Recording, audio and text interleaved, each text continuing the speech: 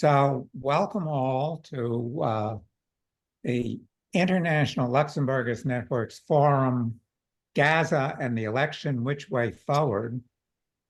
The basic format is we're going to have 5 presentations, around 12 minutes each, and then we're going to open it up for questions and comments, and every so often we'll get replies from the panel. I do want to say to the panelists, we haven't said this before, but we would very much like to publish the proceedings. We are taking a transcript as an edited transcript in our journal, The Mass Strike. We've been doing this with previous forums. So I will be, it's voluntary, but I will be asking you to edit your transcripts and get them back to us so that hopefully we can get out the issue promptly. And this is being recorded. We will put on our channel the full recording. So,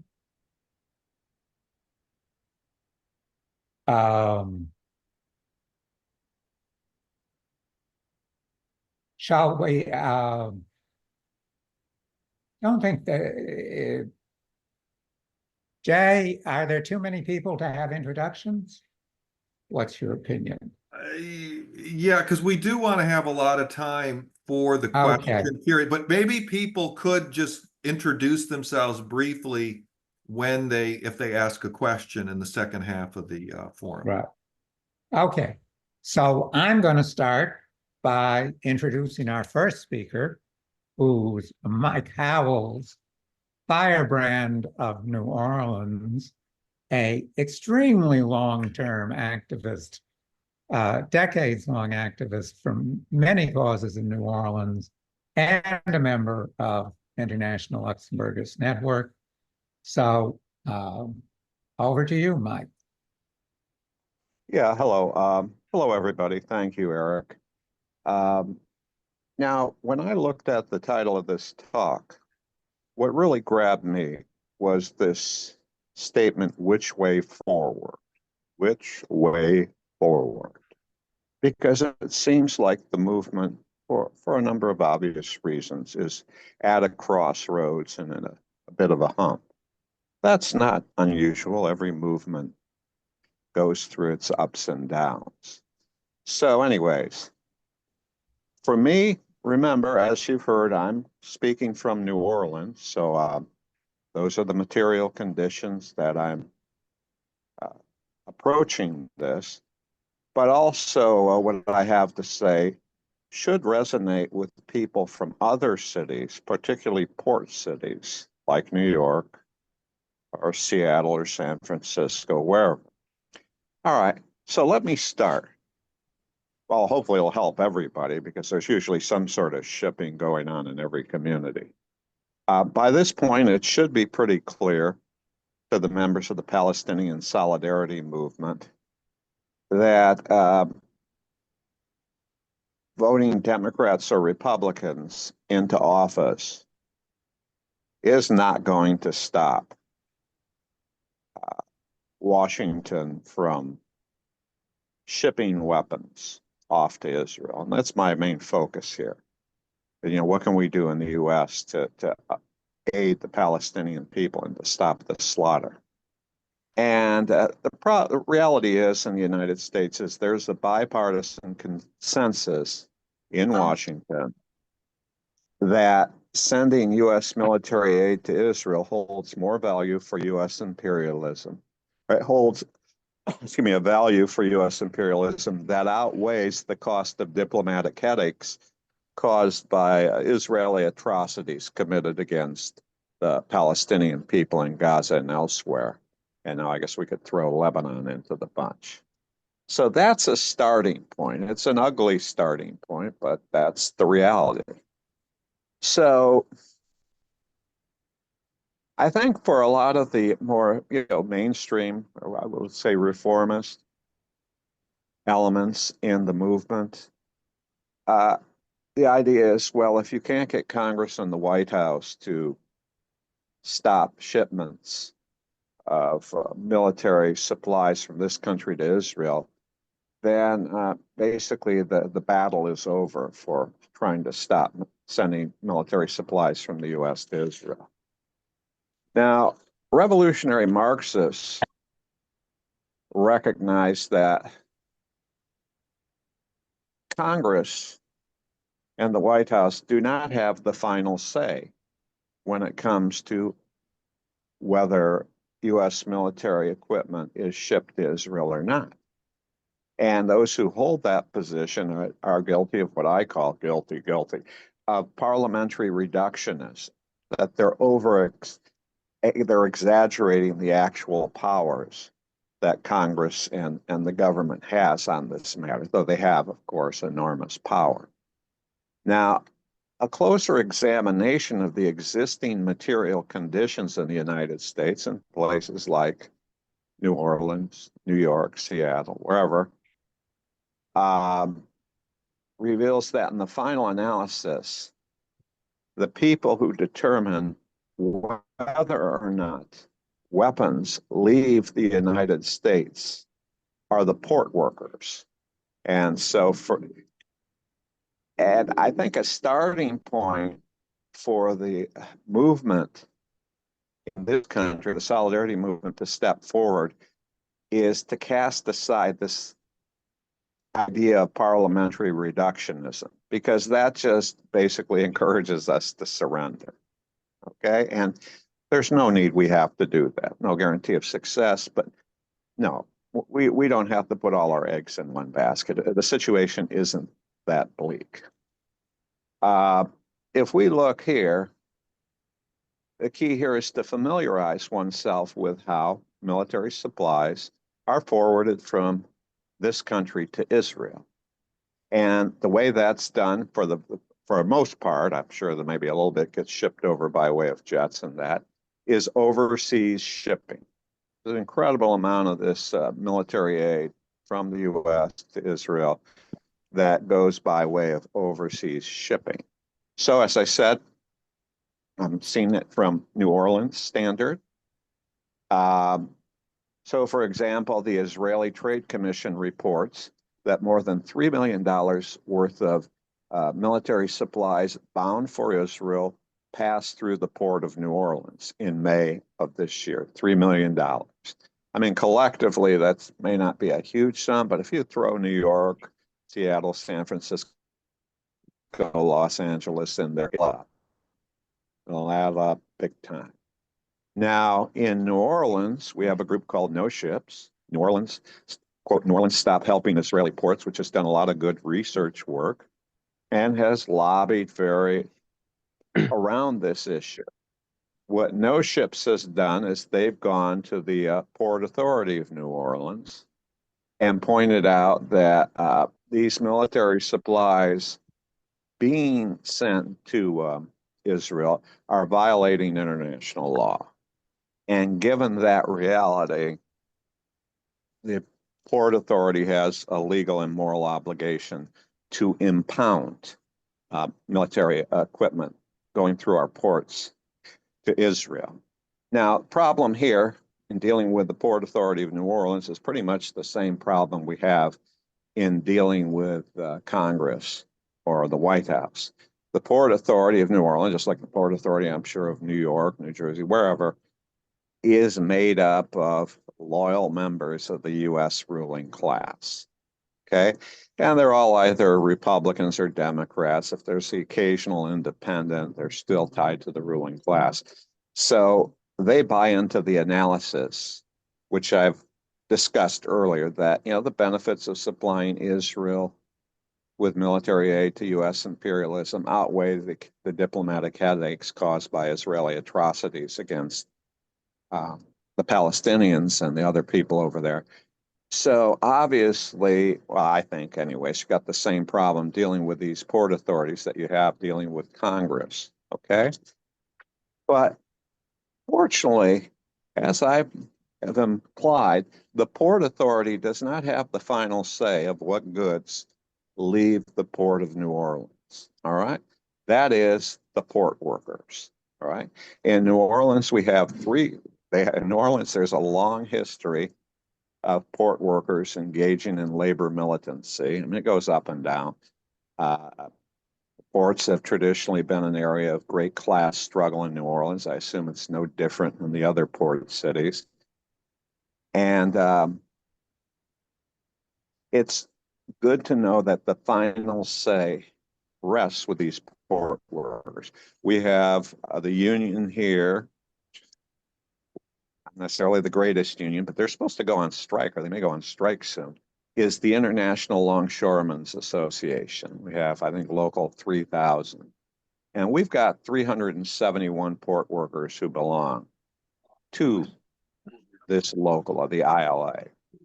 Now, my argument here is, okay, I'm almost finished. Sorry, but my argument, just somebody who didn't mute. I'm sorry. It was just somebody who was unmuted. Go ahead. No problem. Okay. All right. Okay. Thank you. All right.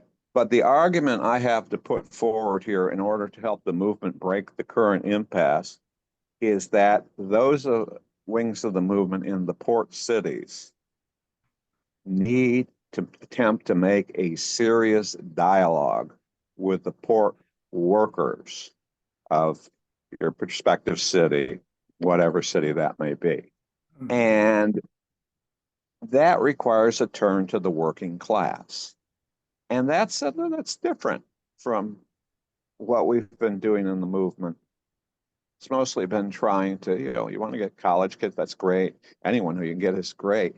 But when it comes to trying to change policies, we've been turning to, the ruling class government agencies. And we've been basically gotten spit in the face while we're doing that. Okay, well, that's that.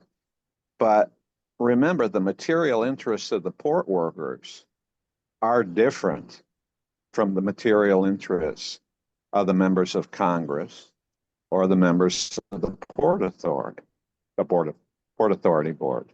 And so when we sit down and have a conversation or a discussion with the port workers, I think, given the fact that they're working class, we have openings that just don't exist when it comes to the members of Congress or the White House or the Board of Commissioners of the Port Authorities. So what I am suggesting is that the entire movement of these areas where they have ports orchestrate a decided campaign to dialogue with the port workers of their prospective cities in an attempt to convince them to boycott the handling of cargo bound for military cargo bound for Israel. Now, this takes a lot of people, will take a lot of people out of their comfort zone. But if the movement is to have at least the possibility of moving forward, sometimes it needs to take itself out of its comfort zone. And so that's my suggestion for the movement right now, that one thing we can do is form groups in our different chapters, and they focus on building a dialogue with the port workers and attempt to convince them to boycott it. Of course, in doing that, we have to convince them, all right?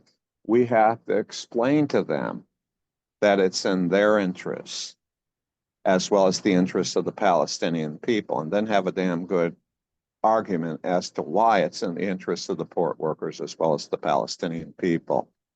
And that does, for Marxists, that's kind of like pretty comfortable with that. People who aren't a Marxist, I guess, might feel a little alien or strange, especially like kids from Tulane University or something like that, who generally don't have a lot of contact with working class people. But I think this is something that's worth taking a chance. because I think we have a much greater likelihood of succeeding in convincing the port workers of stopping military supplies to Israel than we do Congress or the port authorities. That's pretty much the main thing that I have to say. Okay. Okay. Well, thank you for that really great introduction and for being so dead on time. That's great. That's a good example. So we're going to move up right on to our next speaker, which is Sudip Bhattacharya from the Democratic Socialists of America, DSA. Let me make sure. Sudip, you can unmute yourself. You're right. Okay. Right. Go Yeah, and just want to say first, thanks for having me on the panel. And just to be specific, I'm part of the Red Star Caucus. I mean, the DSA is pretty large. So I'm just part of the Red Star Caucus, mostly.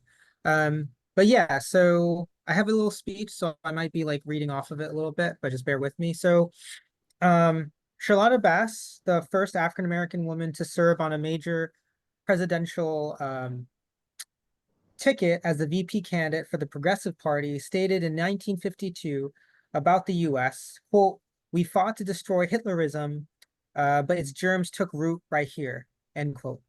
Bass, who had been a Republican for years and had shifted more progressive, she wasn't a Marxist necessarily herself, but she was always in the midst of Marxist peers like Claudia Jones, was horrified and frustrated at how the US empire claimed to be the defender of liberty and light and was conducting a brutal hot war against countries trying desperately to break free of European colonialism.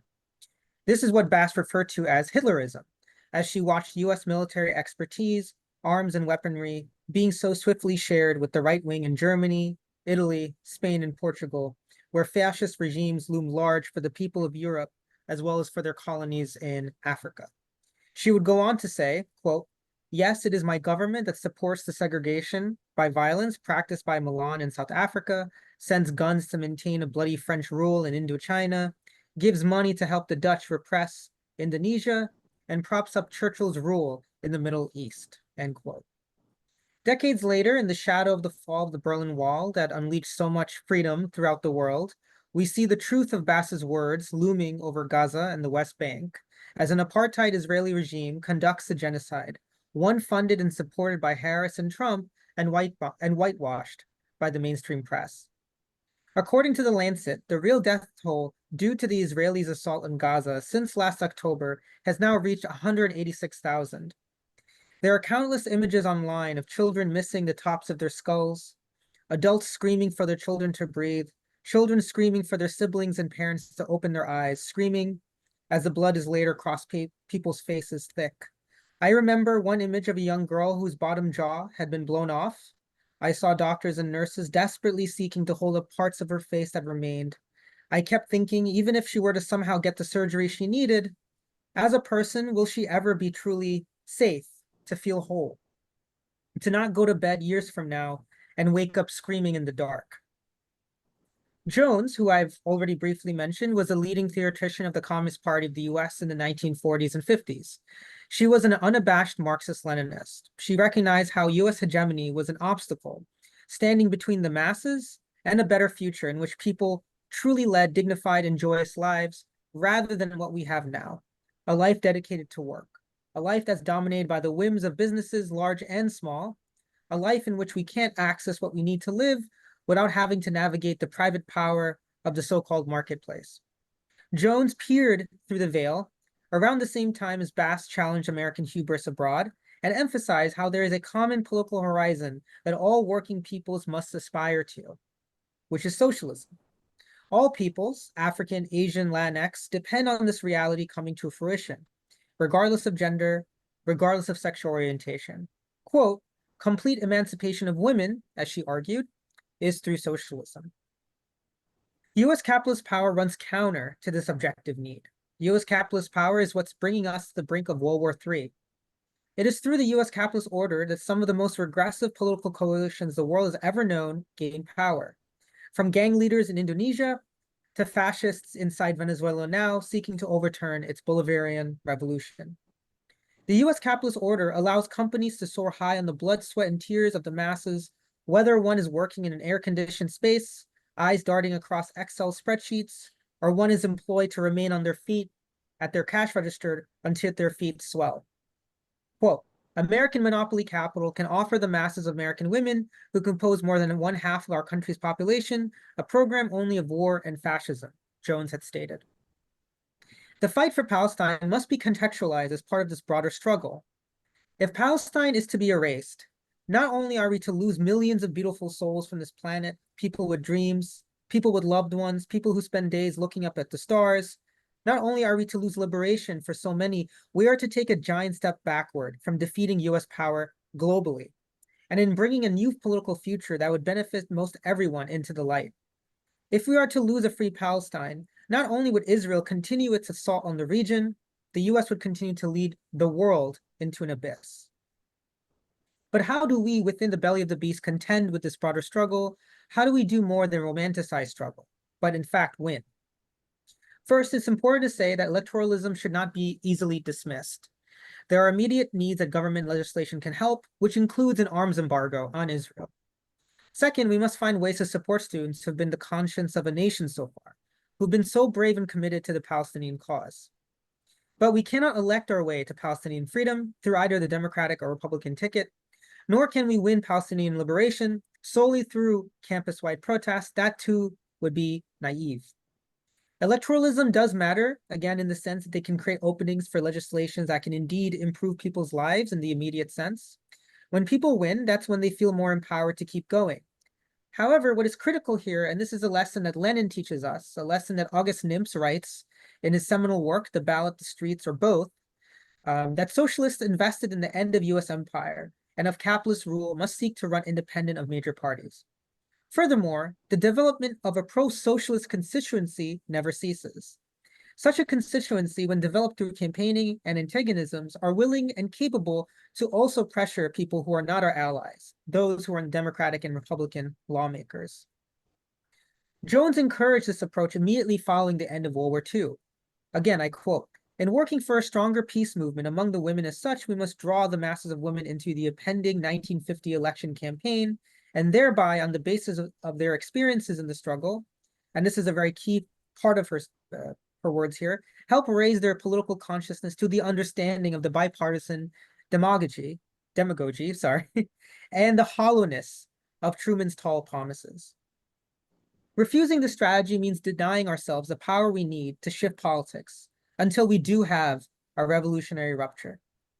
As we've already seen, even when we have so-called democratic socialists running among the Democrats, they either end up losing their seats or, in some way, become tools of the party establishment.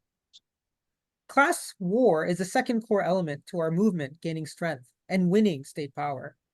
Changing society depends on leverage, and our leverage as a collective still resides in our position as working people. The capitalists, large and small, and their minions, rely on us to produce their goods and services. When we refuse, that is when their eyes grow wide, as if witnessing a murder on the side of the road. This is where and how we grow our power. Now, I admit there are many unknowns. As much as we need an independent party, where do we start building such a party? How can we bring together sections of the DSL, the PSL, the DSA, the PSL, the Greens, disaffected progressives into something that is primed and willing to not simply focus on the local, but to fight for the survival of the planet? I can also still see in some instances us having to engage with progressive elements if they do exist within the Democratic Party.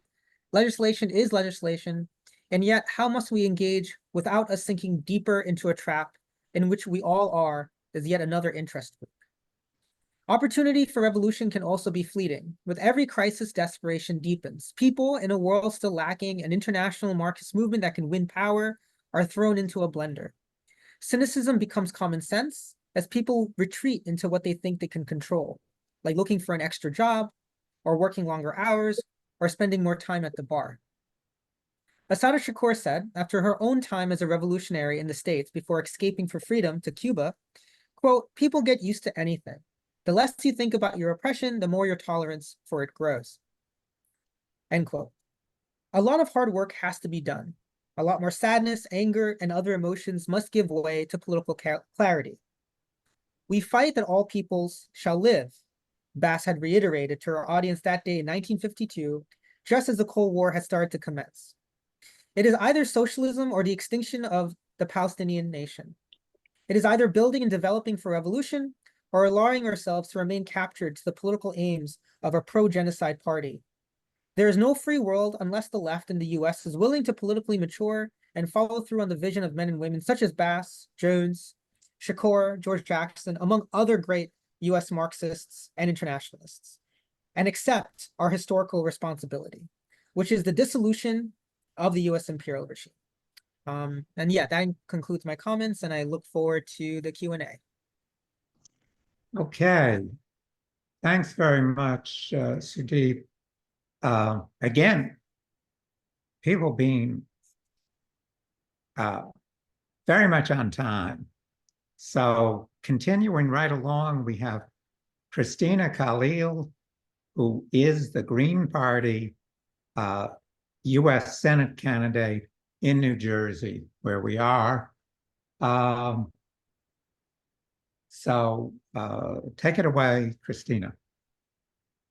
Hi, Sudip, thank you so much. And same thing with you, Mike, for sharing your perspectives. And I'm all about left progressive unity. And I think that's where the direction of the coalition is going.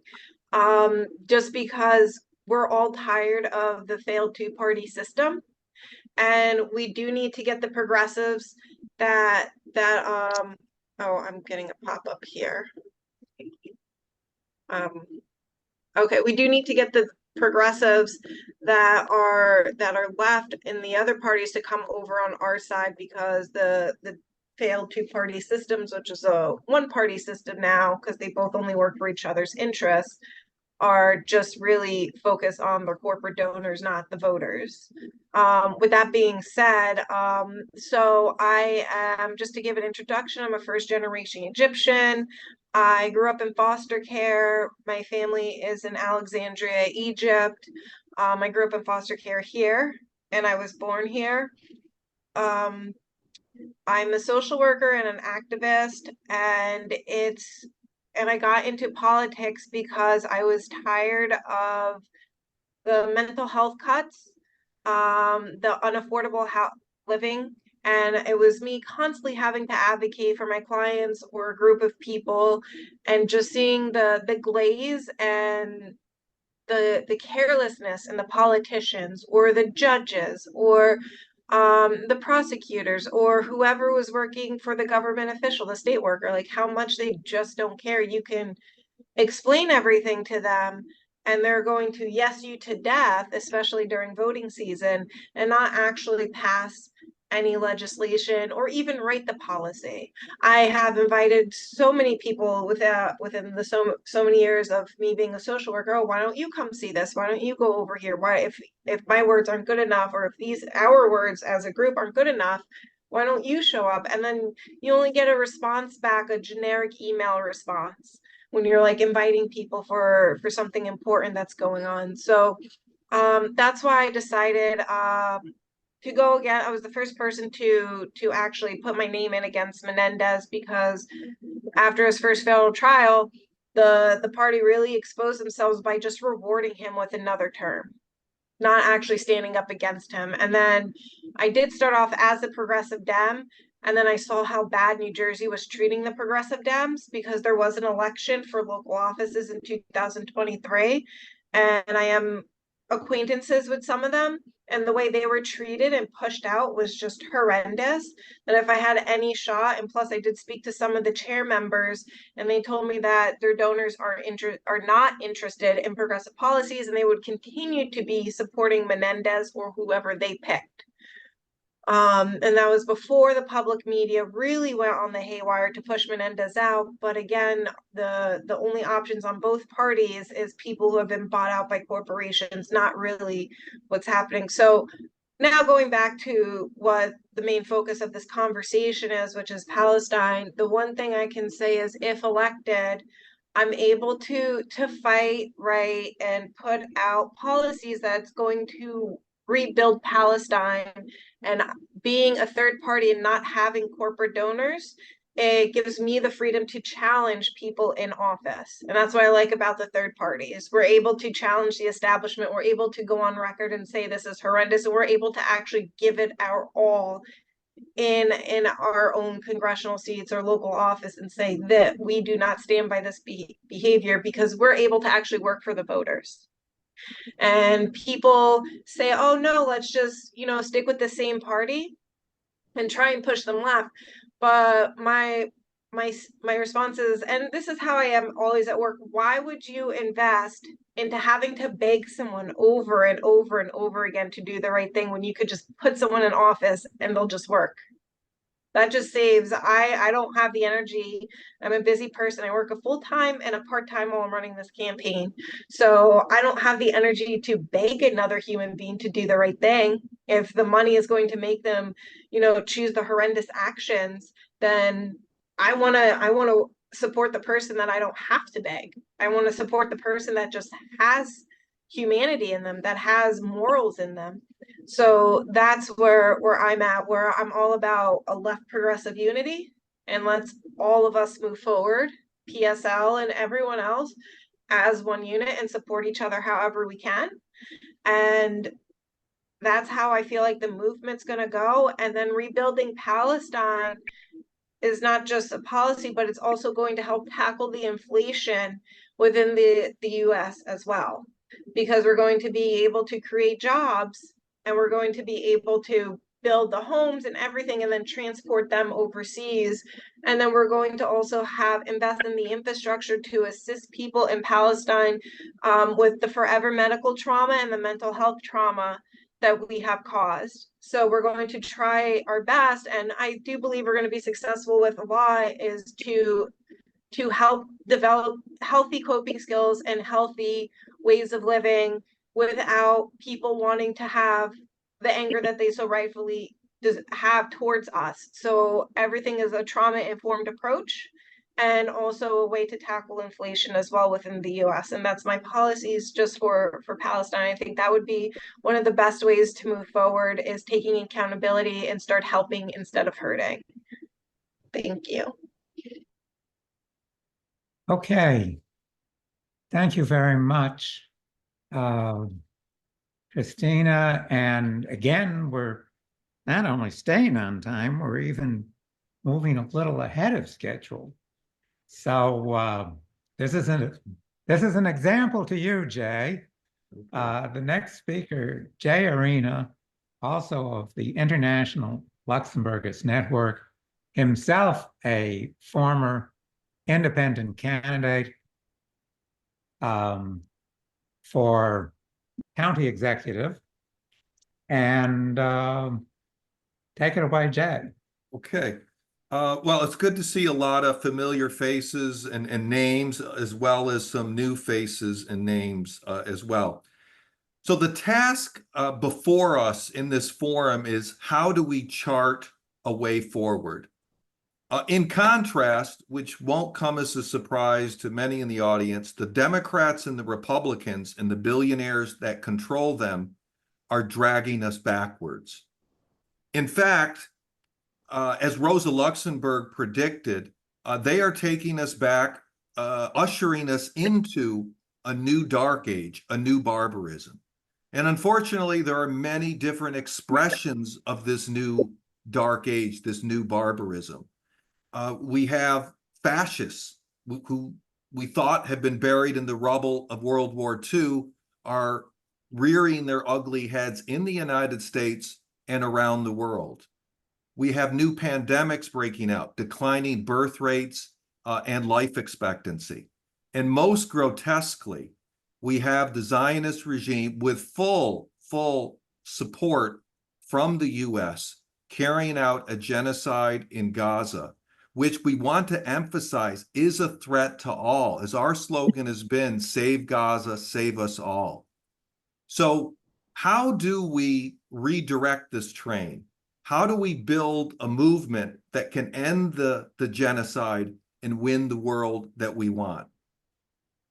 The first task is to build the worker-student alliance, which has been a powerful force historically in the working class movement. Now, in the US, on one side, and some of Mike and some of the other speakers who spoke to this, we've had a powerful, at least last semester, campus Gaza solidarity movement encampments around the country demanding an end to the genocide, breaking relations with the Zionist regime, with the disinvesting from the corporations, the arms manufacturers that are providing the arms for the genocide. On the other side, we have had port workers and other workers taking direct action, refusing to load arms and other goods for the genocide. We've seen this in Barcelona, Oakland. We have Steve Zeltzer here, Genoa. And we've also had some unions have taken resolutions against the genocide for a ceasefire. And then most recently, we had the UAW, the NEA, the teachers union, not the AFT, but several other unions calling on the Biden administration to impose an arms embargo on Israel.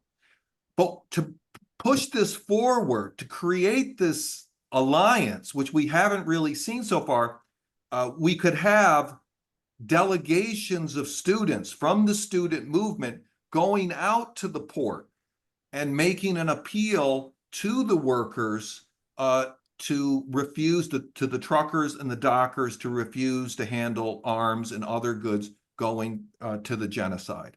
That could be a beginning first step to build that solidarity, to build the power that we need. Now, a second crucial step in building the student worker alliance is the students and workers coming together in popular assemblies to decide on common demands. Mike talked about, meeting with the workers, trying to convince them it's not in their interest to load these arms. We think it would be even a stronger argument can be made if we can link that we're fighting around the political demand ending the genocide and the economic demands that workers have at the workplace. And we have had some advances in doing this. At the City University of New York, the City College campus in Manhattan, they formed a popular assembly with education workers and students, and they came together on the 5 demands. They were around BDS, boycott, divestment, demilitarize CUNY. The 5th demand was for a free and fully funded CUNY and meeting all the demands that are, I work for CUNY currently. We're in these negotiations that are going nowhere. And the 5th demand called for supporting the negotiation demands of the union. Now, the response of our union was they try to run away from that. At the same time, they continue in these fruitless negotiations, are basically negotiating the terms of defeat. But this could offer a real opportunity to build the power that can end the genocide and win our struggles at the workplace. And so we need to replicate these worker-student assemblies around the country. So we have the UAW. They've made this demand on Biden. At the same time, they're supporting him. That's going to go nowhere unless we can take job actions, labor actions at the workplace, raising these political and economic demands. So that's another crucial step. Popular assemblies, raising common demands to advance the worker-student alliance that could really build the power that we need. Thirdly, on the elections, a key part of the theme of this topic of this forum. Now, the last few years, and particularly the last few months, have underscored the dead end of using the Democratic Party for achieving any kind of progressive ends. We saw with AOC trying to introduce the Green New Deal, working with Mama Bear, Nancy Pelosi. And what happened was she deep sixed that. She destroyed that. And instead of AOC changing the Democrats, she got incorporated into the Democrats with the culminating in the spectacle that we saw at the DNC where she was covering for Kamala's Kamala's genocide. The primary, we're going to use the primary to go after the corporate Democrats. Yeah, ask Cori Bush and Jamal Bowman. That's a real dead end. And thirdly, we saw the outrageous spectacle of when the billionaires, and it's clear the billionaires used Biden's implosion at the debate to cashier him, because not for his genocide and for other reasons. They thought he was raising expectations a little bit too much for workers. But what did Bernie and AOC do? They used this as to go and try to cut a deal with Biden to say, we're going to get behind you and you can give us some concessions. And obviously the billionaires control the Democrats from top to bottom, and they weren't going to get anything out of that. But they had no alternative because they've cut off building a movement independent of the Democrats. So in the current election and around Gaza, I do support giving a vote for, I'm in New Jersey, for Jill Stein, and I'll be voting for Christina Khalil, who's my fellow panelist here. But the key thing with the election in independent politics is using the election to strengthen the worker-student alliance. And so I would call on the Stein campaign, and I was on a panel with her 10 years ago in New Orleans. I don't know if she'll return. I think I still have her phone number in my Rolodex. But I would, to advance that alliance, I would call on the Stein campaign and Jill to hold a rally in New York, maybe near Columbia and City College. They're police states right now. It's hard to get on the campus.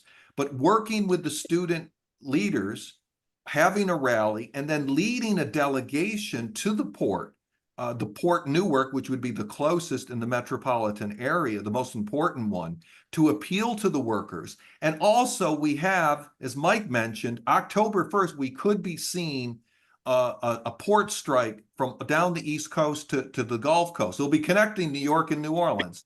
And so that raises another potential of building this worker-student alliance and intervening with the presidential election to do that.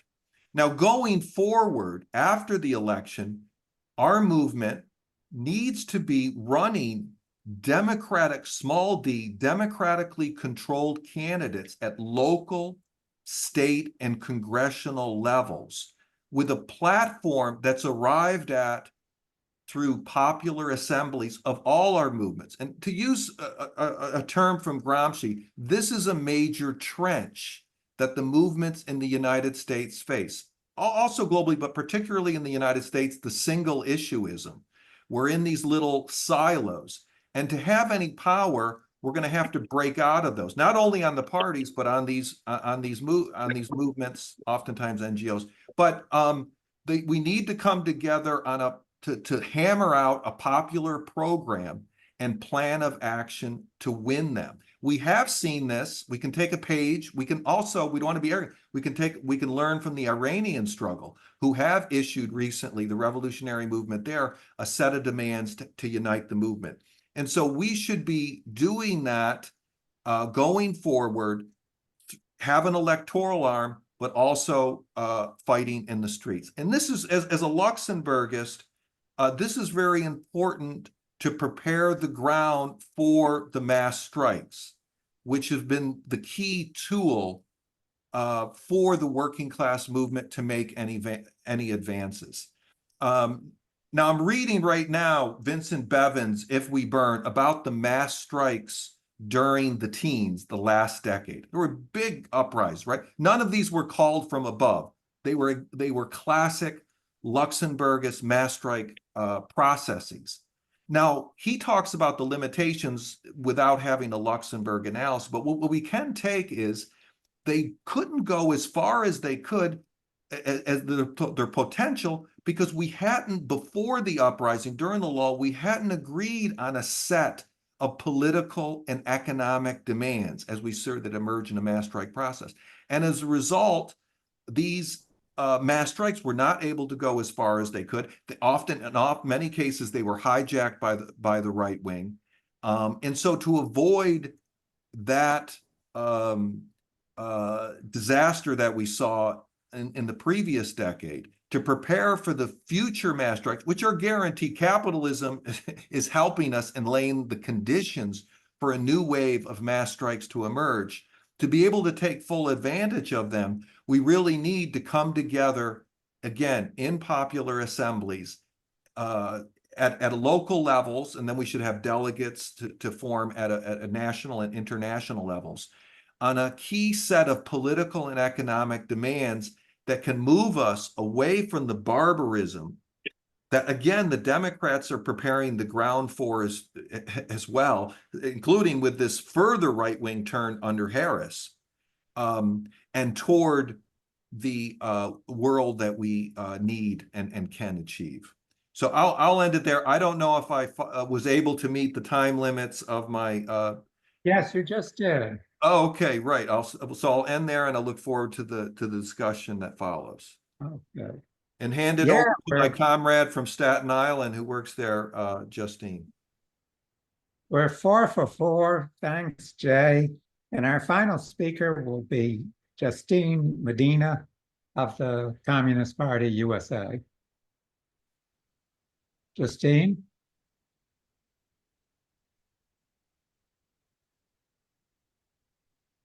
Uh-oh.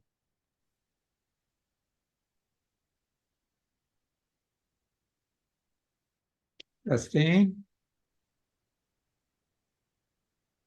Okay, Justine just had a technical glitch. You should be unmuted, Justine.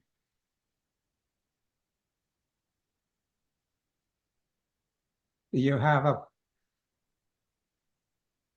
you having, can you message if you're having problems with your, okay. She's going to try calling in from her phone. I guess she's having microphone problem. That's fine.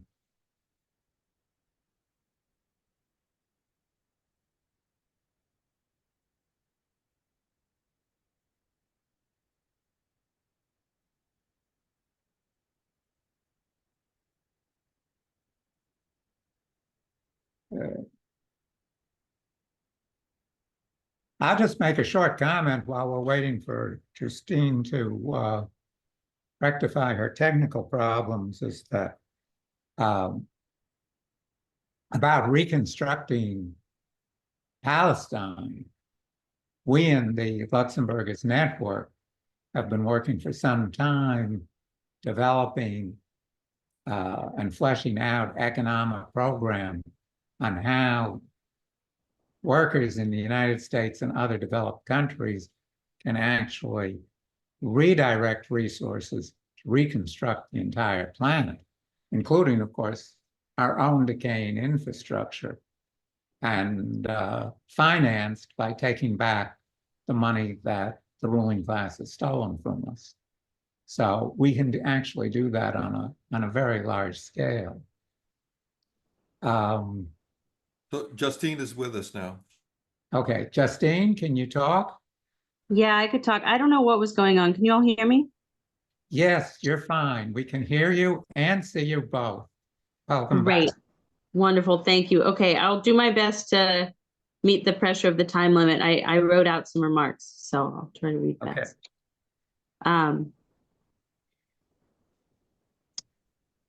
We are 351 days into this horrific siege on Gaza and the West Bank. Conservative estimates have over 40,000 dead, and the actual numbers we know are probably closer to 200,000, killed with American bombs, millions scarred for life. War is spreading. Terrorism in Lebanon, dozens killed there as slaughter continues in Palestine, and genocide and terror expand into the region. Last week, for the supposed crime of a man not paying $2.90 subway fare, 4 people were shot in the New York City subway. One of them now permanently cerebrally paralyzed by cops that did not give one shit about the damage they were unleashing, seeing everyone before them as enemies in a war zone. The NYPD has a training program with the IDF. Our struggles around the globe are intimately intertwined. So much violence the world over, especially against colonized, marginalized, and triply exploited peoples, And we're all in this virtual room because we know that we have to stop the death machine of capital and imperial plunder, of fascist hyperviolence that arises from the contradictions. And we have to try every avenue. And we're dedicated to devoting our lives to stopping this terror. So we protest, we go to the streets screaming, not another bomb. We pass resolutions, we build encampments, force divestment. We try to organize something bigger, mass boycotts, even strikes. But the reality is that in the United States right now, we know that we as the left do not have the power that we want or that we need to take the power away from the capitalists and for the workers. And we don't have the power to stop the bombs that our own workers make. And we don't have the power to stop our taxes from going either. As socialists, we know that this imperialism is in the economic machinery all around us. And to stop it, we have to build power. We have to get the power that we need. How do we do that? Organize, keep organizing. Recognize that we're in a moment of growth, but that we're still relatively small and we must keep going. We have to build labor. We have to keep building the anti-war movements, keep building the student movements, fight back against the specific laws that make it harder to organize. We have to bring Palestine into all of these arenas, as we've been doing, attempting to marry all our struggles over the last year. And over the last year, a lot of energy for freeing Palestine has gone into mobilizing for marches and rallies, which are important. But after a year of demonstrations, people are really trying to grapple with what's next. How do we transform from mobilization mode into long-term organization building mode, into gaining and winning mode? We've had some wins, especially in ideological struggle. We've had resolutions passed. We've had some material divestment victories. And how do we get more? How do we stop the bombs? It's cliche, but really, in order to advance, in order to develop, we have to bring together all elements of the struggle, outside of electoral politics and within it, wherever the masses of people are. The uncommitted movement, street demonstrations, labor resolutions, and organizing, city council pressures, civil disobedience, encampments, divestment campaigns, more, anything. We have to keep doing all of it. And we have to grow through organization and coordination. For my own view, with regard to the tactical question of November elections, particularly the top of ticket, we have to keep the Heritage Foundation and Seven Mountain Dominionists and literal Nazis who are fighting to bring back segregation and jail trans people. We have to keep them out of the White House. And we have to do that to be able to keep organizing as we currently are against the US military, against Democrats, against Israel, to keep organizing perhaps at all, to be able to fight against this machinery that is held up by the capitalist parties. We need to have the most favorable NLRB possible. We need to have the most favorable FTC conditions. And not to be alarmist, we need to not be thrown in jail for being queer Marxists. And all of this means that I think folks should do a tactical vote for Dems at the top of the ticket in particular locations. Most of us here are not in swing states, so we're not really needed for the Democrats to win. Though if you're someone who thinks the Working Families Party should maintain ballot access for strategic reasons, to bully the conservative wing of the Democrats, they need 100,000 votes in New York, so perhaps voting for them could be strategic, but that is up to your analysis, right? Ultimately, voting should be done based on analysis of your own local conditions. And I recognize not everyone agrees with this analysis. Particularly on this panel and tuning in. There are many young people, many Muslim voters who don't agree with this, particularly because of the genocide. And I understand why, and I respect the principle animating that view. As an organizer who thinks that we need enough of the US population to vote in this way, I think trying to convince people who disagree with me is not a great use of the limited time that I give towards electoral struggle. Because for me, the goal is mass organizing, not organizing a few of my comrades on the left. There are a lot of people in swing states who've been targeted for voter suppression, especially in Latino and Black communities, students, retirees who do agree with this position. So the move for someone in my opinion, with my opinion as an organizer, is to try to help those people to vote. Republicans try to fuck with stuff like this through voter suppression because they know it helps them win. So, and I think voting rights is unquestionably an arena worthy of the fight. But even as I think we have to make certain tactical decisions, I know that while doing so, we must also openly criticize Democrats for their own horrific policies and politics, obviously, including the Biden administration, including the Harris-Walz campaign, all of them. Tell no lies, claim no easy victories, right? I don't know why some people find it difficult to do this, to do a tactical vote, to point out the good while also railing against the bad. But as a communist, I think anything less is shameful. As a backlash to the Bernie movement, Dems at the top are now trying to be as far right as they can. They're trying to woo former Trump cabinet members. They're saber rattling about war. They're saber rattling about strong policing. They're pushing anti-immigrant rhetoric. Democrats right now are killing Palestinians while silencing and attacking Palestinians in their own party. And the Democratic Party may be better than literal fascism, but they're far from the progressive policies that the masses want and need. And you can't hide from that if you're going to try to fight it. Calling out Kamala is central to the fight to free Palestine and to free all people suffering from US war and imperialism. In order to bring a ceasefire to Palestine, in order to prevent the US from helping with a war against Lebanon, in order to defeat these fascists abroad, in order to defeat imperial violence, we need to grow the larger peace and anti-imperialist movements. The mass demonstrations from the last year have shown a great appetite for peace. Even if the calls aren't always as radical or left as ours, it's clear that people are tired of having war and tired of a majority of their taxes going to war. We need to link all these US imperialist struggles more. For example, I'm active in the Cuba solidarity struggle as well. We need to figure out how to show people how all of these battles are connected, and we need to be linking the general anti-war struggle to individuals' economic struggles as well. It's okay if people aren't fully with the program yet. You know, the way you build the union over time, the way you build solidarity over time, you move people from where they're at, sometimes through self-interest first, to where they need to be. And that's what we need to do here. We need to struggle together against our common enemies and move masses along. Organizing back against the military powers built up by the war industries, the politicians they buy in both parties, is everything. Relatedly, we need to be organizing against the police state powers being built up under Democratic and Republican politicians. The regimes of military and police powers in this country are obviously deeply related to anti-immigrant policies, anti-Black policies, anti-queer policies, anti-worker policies that are expanding in the US as they expand outside through our private and public imperial machinery. Exposing how these issues are connected will be crucial.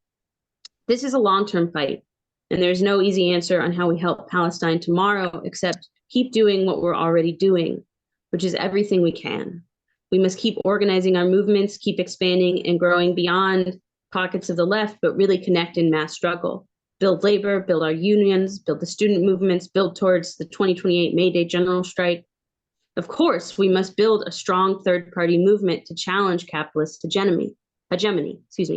Even if unlikely to win, it can be good to run protest candidates, to educate people and push policy, but we must do so strategically with local conditions in mind. Whether and how to put time into a third-party race is not going to be the same in every location. Like all strong organizing, it should be with the goal of coalition building and of growing mass movements. We should build a true united attempt. And if we're trying to build an independent party of labor, it cannot be done without a strong and diverse mass labor movement. Meaning to truly do a labor party attempt right, we need to grow our labor movement beyond 10% of the US population. Building an independent party of labor is the goal of CPUSA, it's the goal of many in DSA, in many socialist and progressive groups. There are members and leaders within major unions who talk about it behind the scenes and even openly. Recently, UE released a statement calling for building a labor party that can truly be a vehicle to challenge the capitalist duopoly, to have real leverage to win gains and not be stuck with these choices. We need to grow, and we need to grow fast. There's a lot of hope to be found in the recent growth in labor and the leftist movements, in the recent explosion in the peace and Palestine solidarity movements, especially within the student movements. But it's not yet enough. The popular and revolutionary forces can prevail, but there's still much to do. Our people are dying every day. From COVID, from war, from homelessness and poverty, from police and military violence. Our people are suffering. Our planet is rapidly becoming uninhabitable because of the choices of a handful of sociopaths. And again, how many children have died just today in Gaza, just in the last hour? We don't have time to waste, and we don't have time for left idealism or right opportunism. But misspent time, left idealism, and right opportunism will happen sometimes to some degree. And when it does, we on the left don't have time to waste all our time fighting each other about it. We will disagree sometimes, but we must come together to build the labor and peace and student movements. Whatever comes after November, we need to be in solidarity together for what's to come and what's happening around us right now. Climate apocalypse, rising fascism, imperialist war, and terror. The death machine is growing.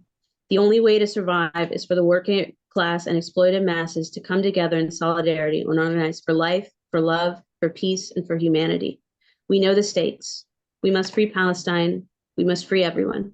Solidarity, thank you for listening, and thank you for being in struggle. And thank you, Justine. So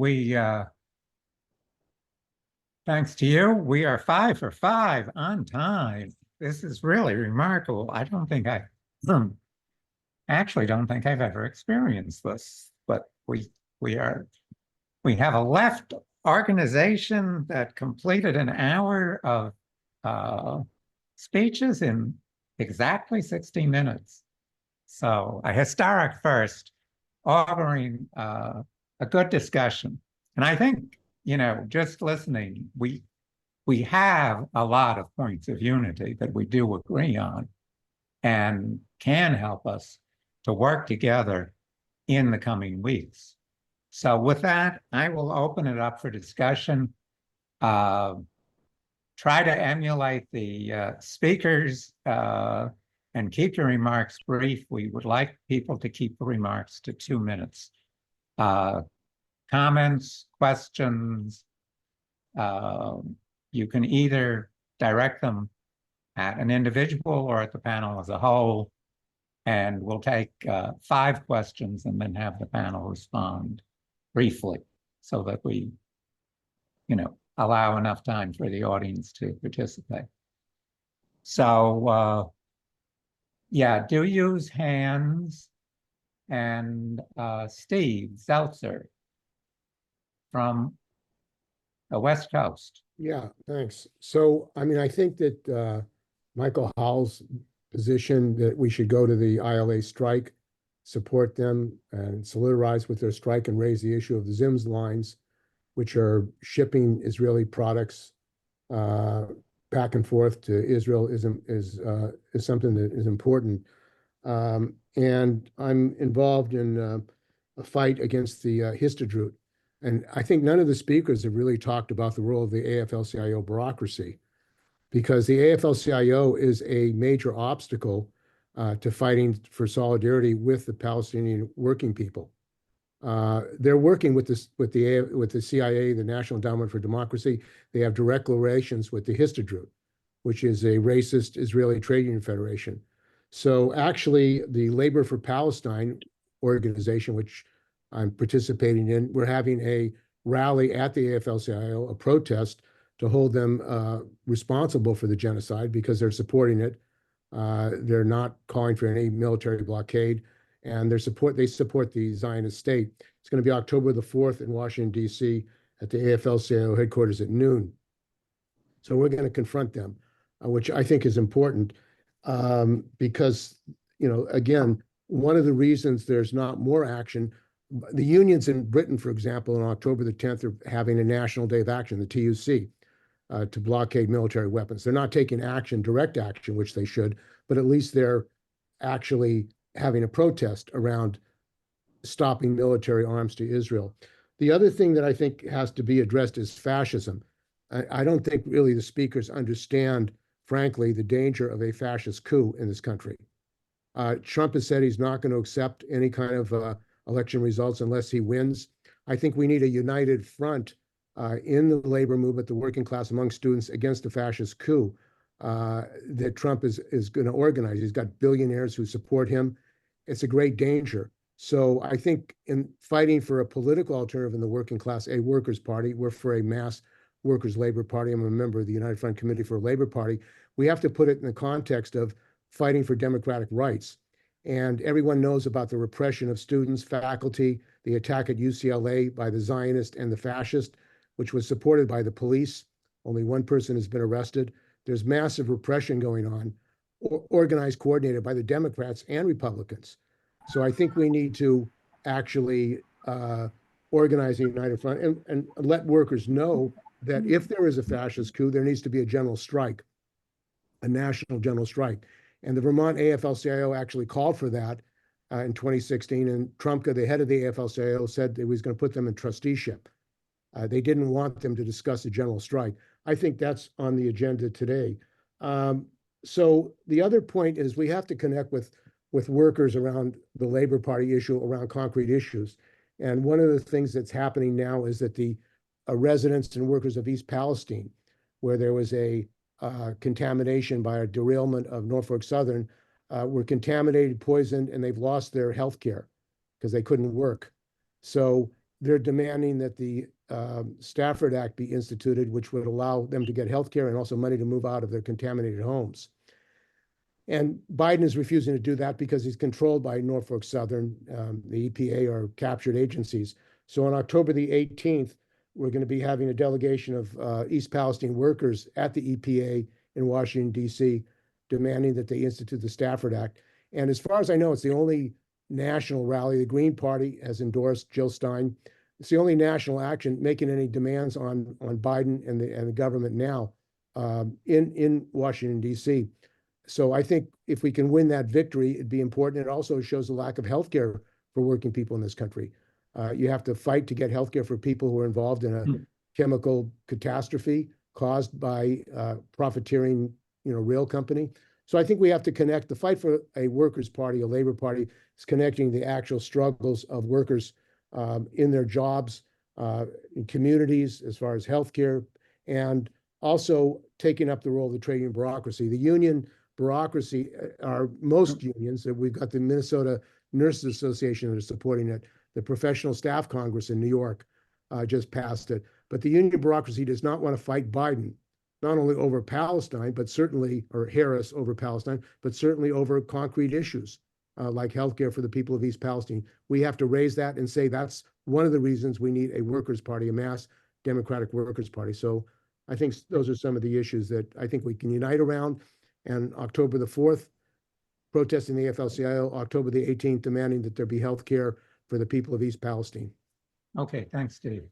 Do try and keep it short because we probably will have time for people to make additional comments.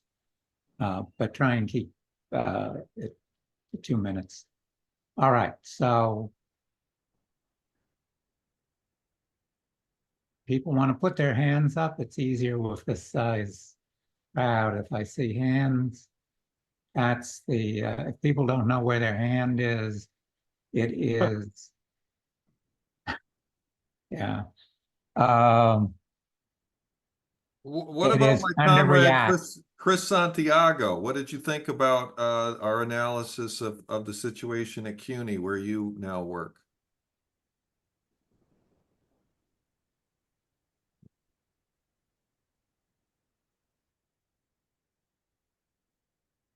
Okay, Chris, you can unmute yourself. Hi, I'm here. I'm not sure about which part about, I mean, was it what you were saying, Jay, about CUNY, or I might have missed if it was a larger conversation, but I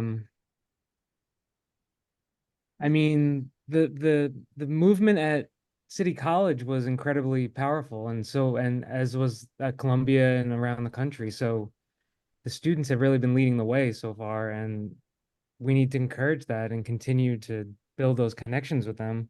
I really agreed with the comments that many of you were making about having those small communities, right, or kind of popular assemblies or other ways of getting together in public spaces and having these conversations across students, workers, and yeah, all the types of connections we can make. So yeah, thank you for all the presenters.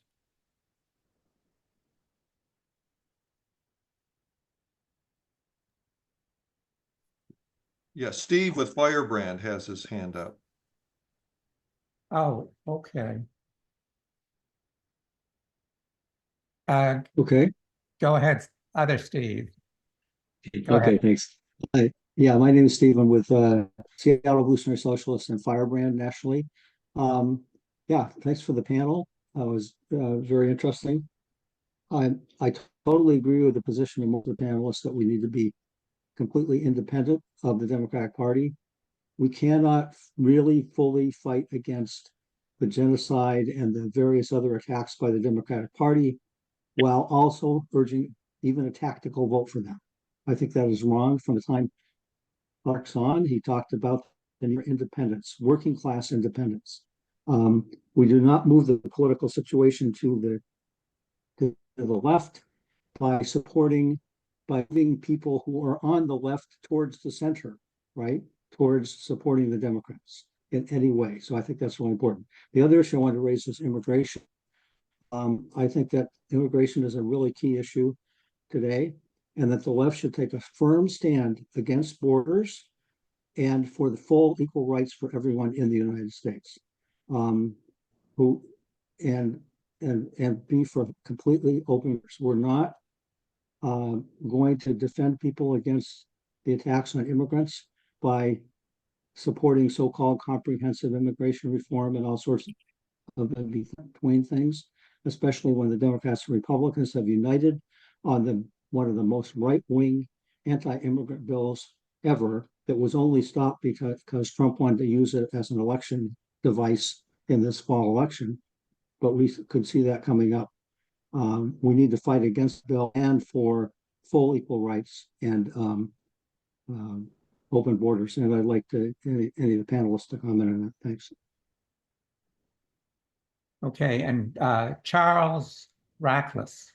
Yes, I'm Charles Rackless. I work with the Communist Workers Group and the International Leninist Trotskyist Tendency. I agree 100% with Michael Powell that we need to shut down the war machine at the ports, and that this needs to be done through direct work with the dockers. This needs to be done in a fight against the leadership of the trade union movement, which is holding us back and has linked the working class to the Democratic Party. I take issue with Sudip's comment that after the fall of the Berlin Wall, it unleashed freedom around the world. Indeed, the freedom that was unleashed around the world was the freedom to exploit the former worker states, to restore capitalism, and to attack the gains of the working class made under the shadow and threat of the Soviet Union. As for the comrades from the Communist Party who want to make a tactical vote for the genocidal Democrats, basically they are covering for they haven't really changed their position. They've been doing this. They've been supporting the war hawk party since the Roosevelt era. And that is not how we build a workers' party. We have to build a workers' party by fighting in the trade unions, building class struggle caucuses that fight for working class independence with a position of a united front for a mass workers' party. And in the face of the threat of the Trumpian reaction, a repeat of January 6th, whether he wins or loses in November, we need to organize labor, black and brown self-defense guards out of every union hall and organization of the oppressed to arm the working class, not just physically, but theoretically, to maintain working class independence and defend the rights that we've gained, because they will not be defended by the capitalist state. We saw them stand down on January 6th. We know that they will not defend our rights after that. And we know that Kamala Harris has promised to build the most lethal military in the world. And the comrades here are actually saying to vote for her. So not all the comrades, obviously. So we need to make that break. We need to make that clear. And the fight is to break with and take down the leadership of the trade union movement, which is selling the working class out by linking us to the capitalist, murderous, genocidal, imperialist party. So we need a workers' party. We need it now. We need a united front. And we're not going to find it through a third party that links progressive capitalists like the Greens, the DSA, and a PSL, which always plays in the popular front with the Democrats. We need a labor party that's based in the working class with a revolutionary transitional program to expropriate the capitalist class. And that's what we need to fight for. And we have layers and layers of trade union bureaucrats who will tell us how it can't be done, how we have to wait, how it's been tried before and failed. But every time it's tried, they come in and tell us, now's not the time to talk about program, comrades. We have to wait until we organize it. Now's not the time to run working class candidates, comrades. We saw this with the Labor Party advocates, and we saw how all the way back in the 40s, the attempt was broken down as basically an attempt to support the Roosevelt regime. We need independent working class movement. We need that to organize against the unfolding inter-imperialist war that they're about. Both the Democrats and Republicans intend to go to war against China. That's what's happening. We are on the brink of World War III. Genocides around the world are what they both promise. And so the answer is linking with the comrades, the workers at the ports, and building an independent working class movement. Thank you. Okay, so Raphael wants to ask a question, but he could not raise his hand, and he wants to do it in Spanish. So he's going to go ask it in Spanish, and I'll translate. Raphael, tú puedes preguntar en español, yo traduzco. Okay, good afternoon, good night. Bien, bueno, mi nombre es Rafael. Gracias, Jay. También tengo aquí a mi hijo al lado, que está de traductor también. Bueno, no, simplemente apuntar que he estado atento, porque me ha estado traduciendo mi hijo, he estado atento a todo lo que habéis comentado. Es bastante interesante.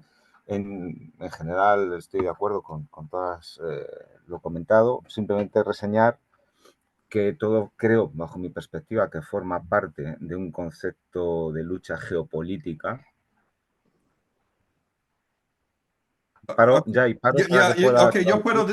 he's saying, he's calling in from Spain. He's a little occupied because he's watching his child, but he found it very interesting. He's in agreement with quite a bit, but would like to elaborate on the geopolitical situation. Go ahead.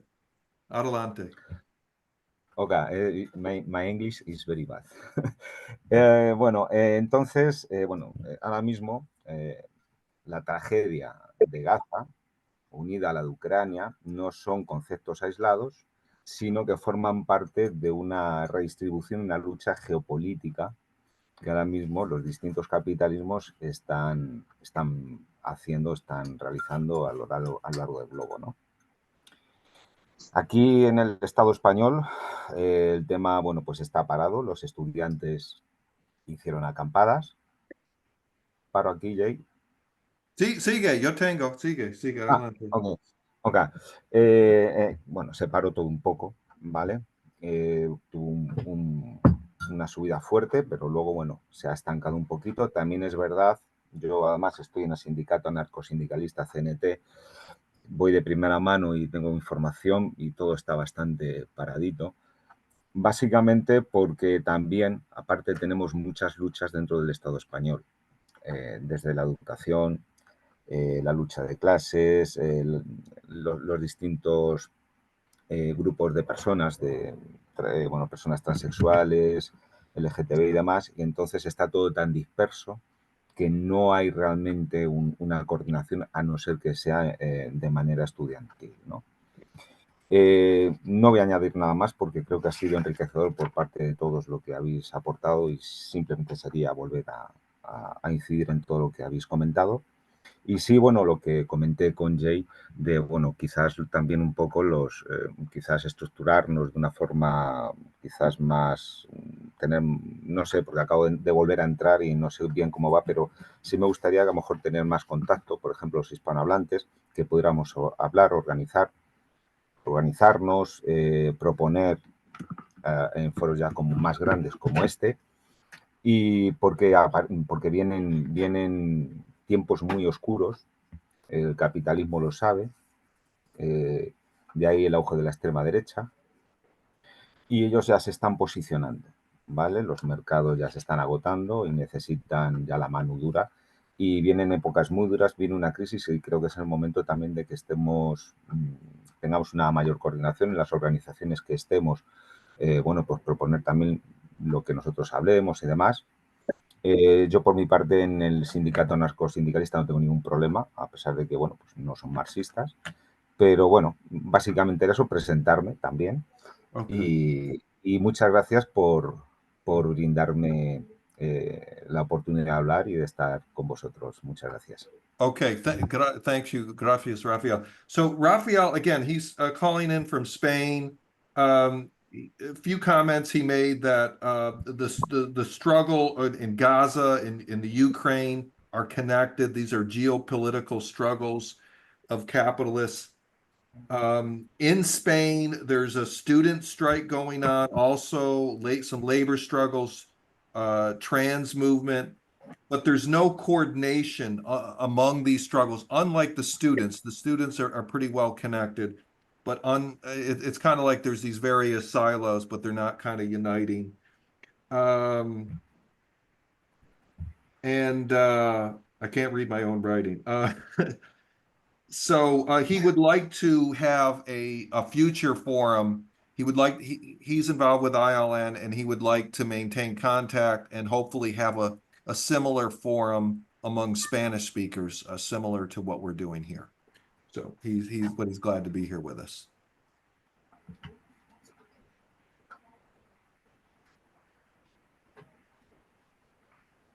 Okay, well, why don't we take two more? We have two more hands. Why don't we take those comments, questions, and then we'll throw it back to the panelists. So William, I don't know if Carol or William. I haven't heard from Carol or William before. Let's go with William, and then we'll go to Carol if you don't feel offended. William? Hi, can you see me? Yes.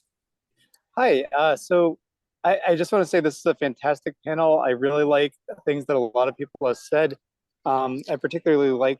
Could you maybe introduce comments. yourself? Just tell us, because we didn't do introductions to begin with. I forgot to emphasize that, so maybe speakers could just tell us a little bit about themselves. No, it's fine, but just go ahead. My name is Will Silversmith. My pronouns are he, him. I'm a former steering committee member of the Northeast Pennsylvania DSA, currently in between chapters at the moment. And so, yeah, I just want to say, I've been in the Palestine movement at least for the last year. We've done actions outside of, for example, like the weapons plant that's making 155 millimeter shells for both Ukraine and Israel in Scranton, Pennsylvania. So, yeah, I just want to say, like, I really like what several people are saying about, blocking the boats. I think it is the analysis. I think there is correct that going to the workers is the right approach. But also, I think one of the commenters also said that some of these unions are right wing, relatively speaking, and they might block action at the port. So you can't rely on like any single one strategy. And so what I want to encourage people to do is to sort of think about and some of this requires a study of how the stuff actually works. You need to look at the entire logistics chain. So the port is obviously one of the best places to go, because if you stop it at the port, that completely stops everything, right? But if you can't stop the port, you go back one step. Well, can you block the streets to the port? Can you block what is like the one little part that you can interrupt that is not protected by, for example, like a federal criminal statute or something like that? Like, if you can understand how these things are actually devised, and then you can focus and coordinate, tactics across the nation to interrupt the logistics chain. Every piece of grain of sand, every time you slow things down, causes interruptions in basically the Gantt chart for the production schedule, right? So, just try to figure out like where. Obviously, I really like the port strategy. because it is like a very Marxist analysis. It does connect us directly to the working class. But if we can't do that for whatever reason, then just working backwards until you find something that you can do is something I think is very important. And that goes for the airlines. I think a lot of them are landing at a staging area in Crete at RAF. I'm not sure how to say this. Kiribati, RAF. It's basically a piece of Crete that's owned by the UK government, like 3% of the island. And they are using it as a staging area to deliver genocidal weapons to Israel from there. So, that's kind of all I wanted to say. And I also want to say I will not be voting for Kamala.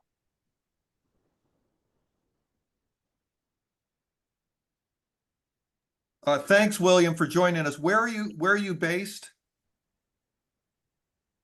It's a really good question right now. I'm kind of all over the place, but I hope to be eventually settled somewhere in either Central Jersey or Philadelphia. Okay, well, we have your contact, so glad you joined us, and good points. Carol Lang? Hi, well, I also work for CUNY, and I was involved in the encampments, and I was sort of surprised, Jay, that a number of things. I certainly for a Worker Student Alliance, but being in our union, the fact that you didn't say almost immediately that the trade union bureaucrats are really culpable for this, and we have to do something about getting rid of them. Otherwise, we're really not going to end this war, because the AFL-CIO is completely behind the war, and not to challenge them. And I know that you want to, because I know you're in my union, but we have to explain to people that they are really responsible for keeping the workers from doing much of anything about the war, that they are behind the war, they invest in the war. In fact, there's a discussion in my union about Israeli bonds, and people want to disinvest from Israel, and that's all fine and dandy. But the fact is that capitalism is something broader than just investing in stocks and bonds, that money gets moved around. Even if we disinvest from there, it's the thing is that the money is going to end up somewhere where it's going to support Israel, and that our focus really has to be shutting the ports down, shutting the weapons industry down. We have to educate workers that they have the power to change this. And for people to call on the Democratic Party, the genocidal Democratic Party, to somehow or other give us room. It was, my mayor is a Democrat, a Black Democrat, that is sending the police force to Israel to learn how to kill dissidents. And they shot people on a train. Somebody mentioned that before, in an enclosed area, because somebody was trying to beat the fair. I mean, these are who the Democratic Party people are. These are the people that we're at. And every time we ask people to support the Democratic Party, then the country and the politics moves further and further right, as opposed to left. There's no room. I got my rib broken when I was at the encampment. 170 people got arrested. I mean, this is no strategy whatsoever. And it's also false to tell people that somehow or other the Democratic Party is going to give us room to mobilize against fascism.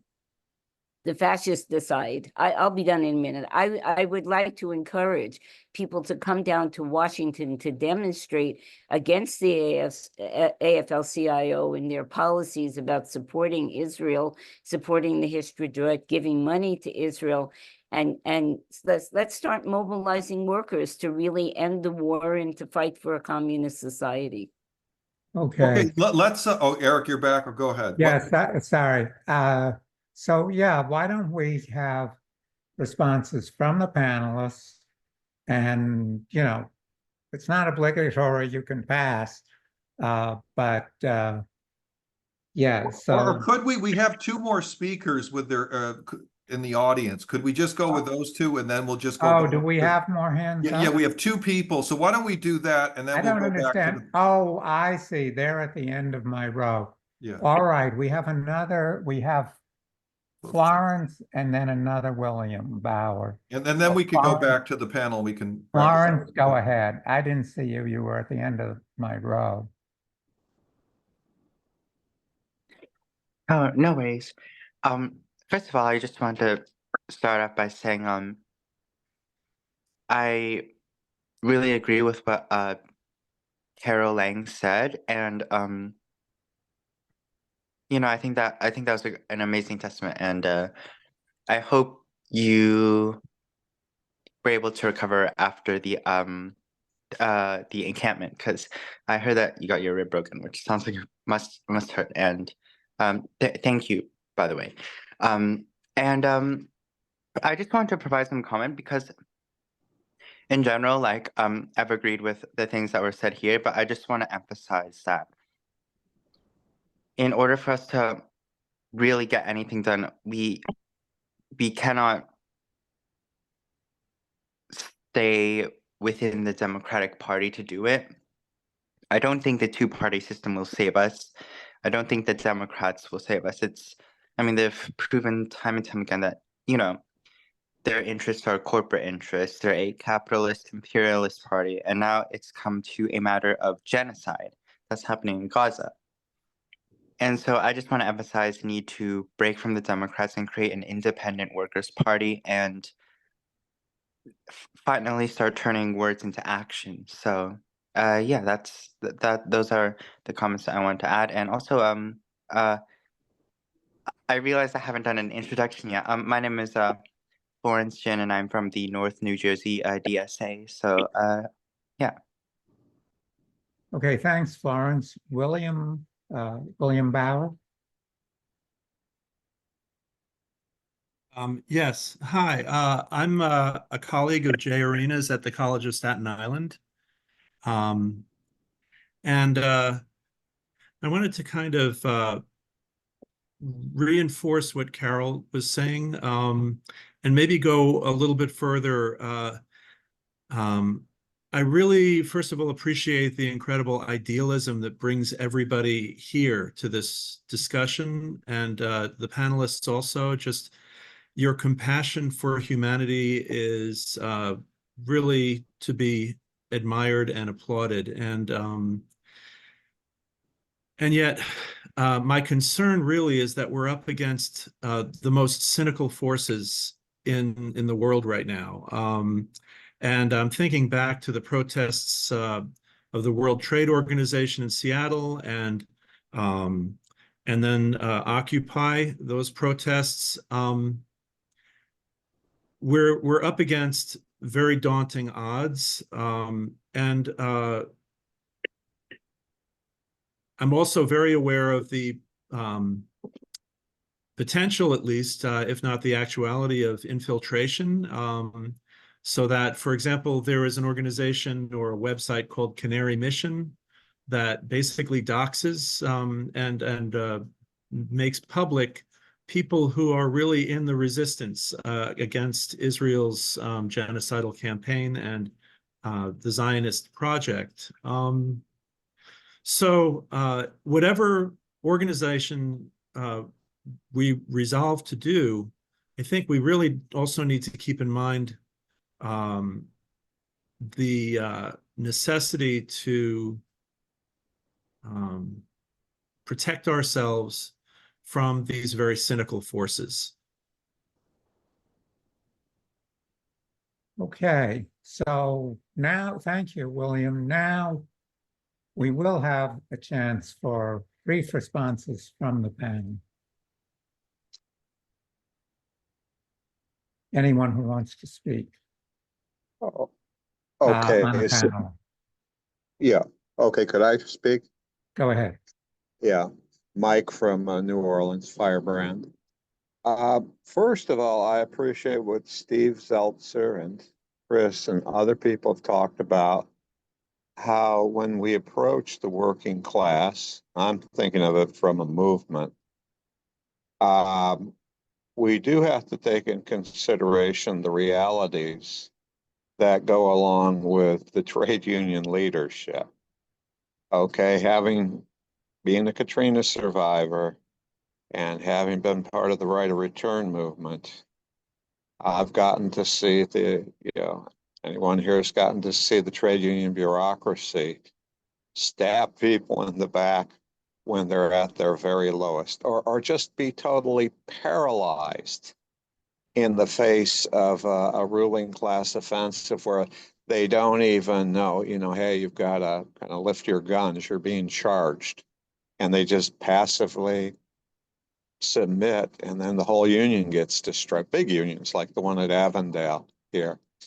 But so I think it's very important that we take into consideration how we approach the workers in these unions, because the chances are, we know, the leadership of these unions will welcome people coming to talk to workers about setting up a boycott handling Israeli cargo.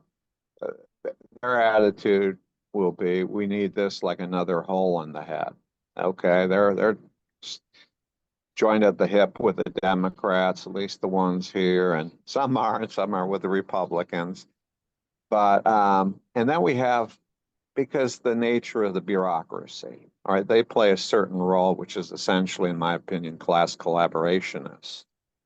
And when we're trying to do something that would be a serious thorn in the side of the U.S. ruling class, and stopping shipments of weapons from the U.S. to Israel would be a serious thorn in the side of the U.S. ruling class, you can be sure that if the union leadership, top ones, doesn't initially oppose it, they will be under enormous pressure from their politicians who they are in their pockets. So I think we have to give a lot of thought about how we approach the workers. Notice I pointed out in New Orleans, they have 371 workers, right? So you don't have to just contact whoever's the president of the local. And when you do that, if you decide to get around that, the president of the union is going to not like it. All right. But again, as I said, we have to get out of our comfort zone. All right. So this guy doesn't like it because we're messing around with his workers. Well, tough shit. Okay.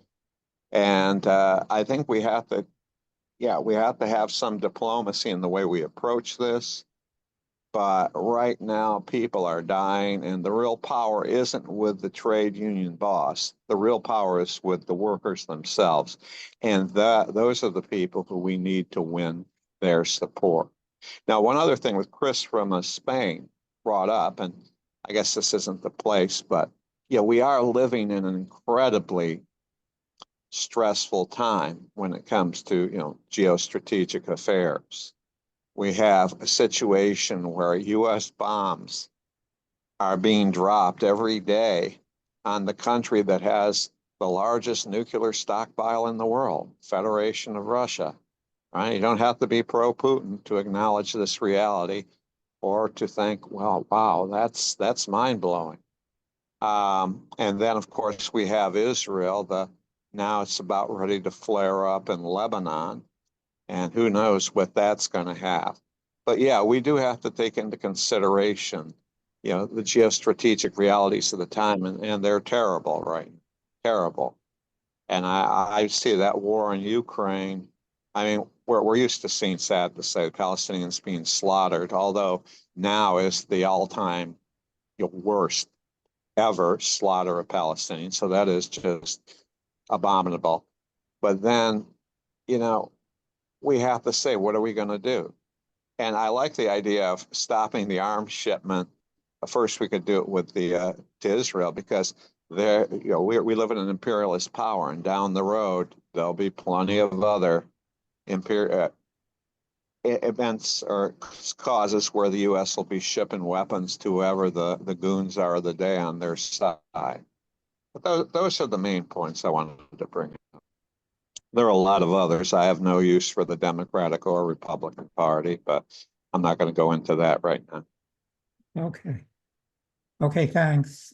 Christina. Hi. So there are just a few things from what everyone said that I want to bring up, but the major thing is asking workers, because I'm a working class person and I do live paycheck to paycheck.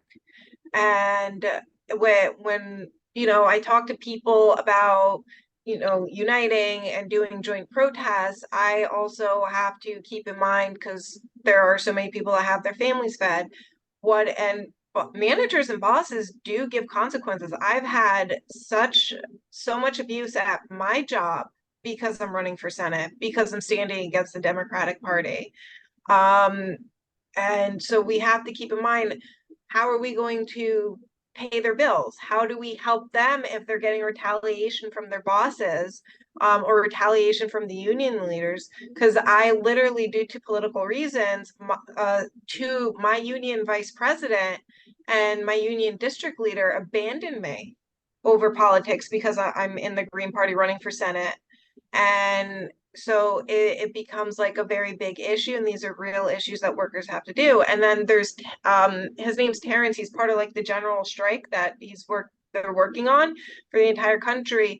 He's working on something where we could do like everyone's donating so we can take care of the workers that are going on strike, their bills. So that way, that would be something to encourage. I don't know much details. He just sent me an email of the blueprint, but that's something to keep in mind. So if we're going to go to the docks and we're going to ask people to protest and work together, then we have to also look at, okay, what are the barriers that we would have to remove to make sure that we are successful? Because there are so many people that do want to partake in this, but they're so scared of retaliation from their employers. So those are real issues that we as a group can figure out. And then I also wanted to say, for immigration, if elected, I'm actually going to be redesigning the entire immigration process and then eventually transitioning us to open borders. So it's a step-by-step process to help be as successful as possible and get everyone more educated and on the right path. So I guess those would be the two major points, but I guess I'll leave it at that and give someone else a turn to speak. Thank you.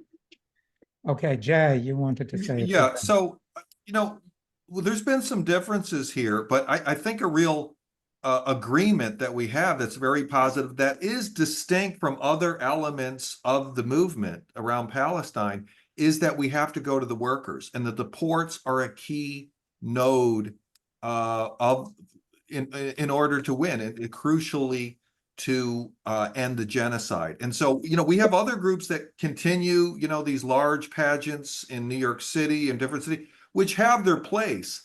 But if we're going to take the movement to another level, if we're really going to instill fear in the ruling class, we're going to have to go to the workers, and we're going to have to be able to stop the flow of arms to the genocide. And so I hope one thing, there could be something concrete, some kind of concrete action or proposal coming out of this meeting in order to advance that struggle that can unite us all, and that we can engage other parts of the movement who have not been focused on the ports and have written off in many ways the working class.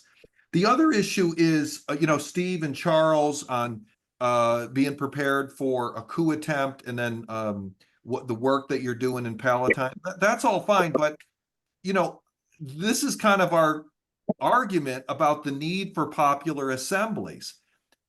We have a lot of outrages. Palatine is one of those. The Stafford Act is not going to be the solution to the crisis in Palatine or in many other places. I think it's important for us to be against all these outrages, but to have an alternative program that we go back with in all of these outrages, with Palatine being one of them. And to get there, you can't just have the United Front for a Labor Party or some other organization just declare that. You really need popular assemblies to bring in various parts of the movement. And not everyone is a socialist. We've got to be able to agree on a broad platform that can move us away from the barbarism that we're going in to where we need to go. And so, and that segues into Carol's argument. I did criticize our union. maybe you missed that part. I said that the Gaza Solidarity 5 demands was a real step forward, and the union worked overtime to oppose that and distance themselves for it. So yeah, we've got to challenge the leadership, and we need to build within our union, which I've been fighting for, popular assemblies to agree on our common demands, uniting with the students that can build a powerful movement that can actually win. And as part of that effort is William Bauer here. I'm trying to get a slate, an opposition slate within our chapter, and hopefully that could be union wide, to run on a democratically arrived program of students and workers, and to run on that. And so that's one of the ways we're attempting to challenge the leadership. But I will say, and just finally, there is a lot of fear out there. I've had problems this semester trying to reach out to different students and workers. People have been running. But to protect ourselves from the repression, the best way is to be as transparent and democratic as possible. When we try to do things in secret, that's how the state intervenes and able to pit one group against another. And especially in this era with the state surveillance at many different levels, you're not going to beat them. You have to be as open and democratic as possible. And I have found some you can be on Signal and all these apps or whatever. You're not going to hide yourself from the state. Okay, I'm going to, Sudip, you're going to be next, but I'm going to recognize myself because we are losing some people. People have other commitments. This has been a fairly long event. So I want to make 2 points. One is, when we talk about workers at the port, we have to remember there are 2 separate groups of workers who move these goods. There are the unionized workers who put the goods onto the ships with these giant cranes. And there are the unorganized workers who deliver the goods via truck. And when we talk about organizing labor, we have to be organizing both the 90% that's unorganized as well as the 10% that's in unions. So, one of the things we have to be aware of is trying to reach these unorganized, non-unionized, some of them are organized in other organizations, truckers, many of whom are very favorable to the cause of saving Gaza. Second of all, in terms of what Jay just said, a concrete action, I would like to pose the question, how many people, people can respond to the chat, how many people would be interested in helping to organize in the coming month before the election actions that, unify students and workers at the Port of Newark and other ports. If people could respond to the chat, that would be really great. So with that, I'm going to turn it over to Sudip. Yeah, first of all, again, it's been great to hear from everybody. Just been writing notes here and there about what people are saying. There's a lot to get to, so I'm just gonna keep it short. But first, I do want to mention that if people are interested, there is the Vote No campaign that's also undergoing. So that is a campaign that kind of morphed from aspects of the uncommitted movement, at least here in New Jersey. I know it's nationwide, where people are refusing to vote Democrat and telling others not to vote Democrat until at least there's an arms embargo. So if you are interested, I can put some of that information in the chat, Instagram and Twitter and such. And I guess the other thing I just wanted to add, because everyone else has been kind of saying some of the same things that I was thinking, is also, it just seems that there is always going to be this tension, to be fair, between short-term or immediate interest that people have, right? Like just getting by or having something they really need desperately, like rent control. versus what we're trying to do, which is this longer term horizon that is, to be fair, objectively good for everybody, but can sometimes be seen as either pie in the sky or just too far down the road, or even for some leftists and maybe some liberals who are not yet leftists, but maybe could sound like them sometimes, a belief that we just need to focus on the now before we get there. And I think that is something that we kind of have to grapple with as we're trying to design, like, hopefully a national movement, but also national sets of institutions. I also hear everyone complaining about the trade union bureaucracy, but I do think we still need institutions and people who have the time and energy to develop these institutions further. And then thirdly, I think the emphasis here should be about how to build these national institutions in a way that can link up internationally with other movements that are already kind of doing this kind of work. So yeah, those are the comments I have for now. Okay. All right. I did see a hand up earlier. Yeah, that was Kristen Smith. I don't see her right now. I don't. She Yeah, might have checked out. No, Kristen is here. Kristen Smith is here. Kristen, do you have a question?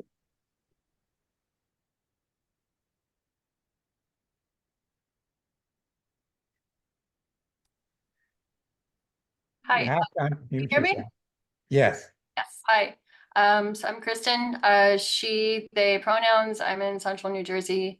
I'm with the Democratic Socialists of America as well, and I've worked on the Disability Working Group National in the past and my local chapter until recently. I wanted to say that I really appreciated the speakers today. I thought that the idea of having this panel again, but in Spanish language, was a great idea. I thought the points about connecting the different various efforts and movements is a really necessary one. But I think what made me raise my hand was the point that I've heard a few people say where they're calling these efforts or some of the views on strategy or goals, they're calling them idealist or idealism. And I wanted to say that I think I take a little issue with that. I think that these are tangible.